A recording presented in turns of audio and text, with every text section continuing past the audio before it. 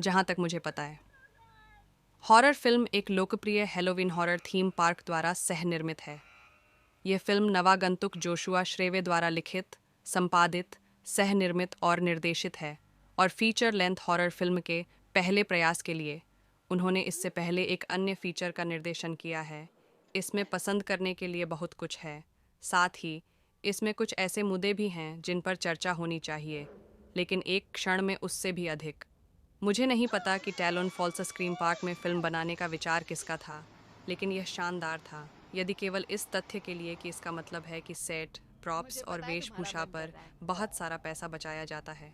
यह कहानी को एक पूर्वानुमेय पथ पर चलने के लिए मजबूर करता है। ये एक नुकसान है, लेकिन पर्याप्त नवीनता और कल्पना के साथ टैलोन फॉल्स बहुत ही सांस्कृतिक और क्लासिक हो सकता था। वैसे भी कुछ नवोन्मेषी विचारों को अत्यधिक खून खराबे के कारण कमजोर कर दिया गया है, जो अत्यधिक खूनी होते हुए भी वास्तविकता में उल्लेखनीय रूप से अनुपस्थित है। कुछ त्वरित शॉट्स को छोड़कर तनावपूर्ण विश्वसनीयता और एक खराब फ्रेमिंग अनुक्रम जो अधिकांश तनाव को खत्म कर देता है फिल्म का। आइए पहले उस आखिरी बिंदु पर चर्चा करें, क्योंकि यह एक स्पॉइलर है, लेकिन यह फिल्म की शुरुआत है। हमारी अंतिम लड़की लिंड से मॉर्गन विगिंस खून से लटपट जंगल से भागती हुई आती है।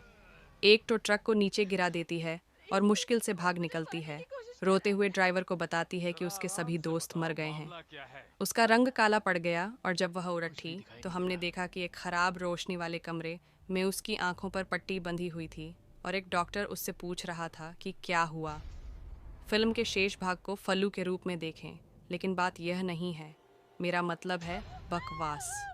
यह बकवास पोस्टर पर अंतिम दृश्य है जो हमें गर्त में ले जाता है। इन किरदारों को जिस भयावहता और यातना से गुजरना पड़ रहा है, उसे 2 गुना करके फिल्म फ्रेमिंग सीक्वेंस की क्षति को कम कर सकती थी।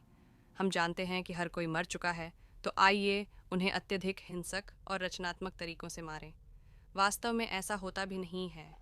हर चीज़ को खून से लटपट करने से मूड बनाने में मदद मिलती है और अभिनेता रक्त रंजित प्रदर्शन करते हैं क्योंकि उन्हें अत्याचार किया जा रहा है। लेकिन जहाँ तक वास्तविक खराबे की बात है, तो केवल एक ही चीज़ सामने आती है, वह है एक कान का कट जाना और एक पैर को नाखून फट जाना। दोनों ही घृणित और महान हैं, लेकिन कुछ गंभीर व्यावहारिक प्रभाव दिखाने की तुलना में अंतिम सेकंड में बहुत कुछ काट दिया गया है। इससे पहले कि कोई पूछे, मैं दर्शकों की कल्पना को काम करने देने की अवधारणा को जानता और समझता हूँ। यह आतंक पैदा करने का एक बहुत प्रभावी तरीका हो सकता है। टैलोन फॉल्स स्क्रीम पार्क में शूटिंग के विशिष्ट विचार के साथ यह एक बुनियादी समस्या है। जब तक कि हत्याएं किसी तरह से पार्क में किसी दुष्ट तत्व द्वारा नहीं की जा रही हों, और सच कहें तो यही इरादा रहा होगा। रियल स्क्रीम पार्क में कई अलग अलग क्षेत्र हैं और यहाँ अधिकांश हत्याएं एक ही स्थान पर केंद्रित लगती हैं, इसलिए विश्वसनीयता की समस्या के लिए एक समाधान है। हालांकि इसका अभी भी मतलब है कि प्रति रात दर्जनों लोग लापता हो जाते हैं, इसलिए जब तक यह वास्तव में हालांकि एक अच्छे नोट पर समाप्त होने के लिए फिल्म अच्छी लगती है। श्रेव और सिनेमेटोग्राफर जेफ स्टीनबॉर्नेक सीमित बजट के साथ अद्भुत काम करते हैं और स्क्रीम पार्क में पात्रे कहाँ हैं इसके आधार पर अलग अलग प्रकाश व्यवस्था और रंग योजनाएं स्थापित करते हैं।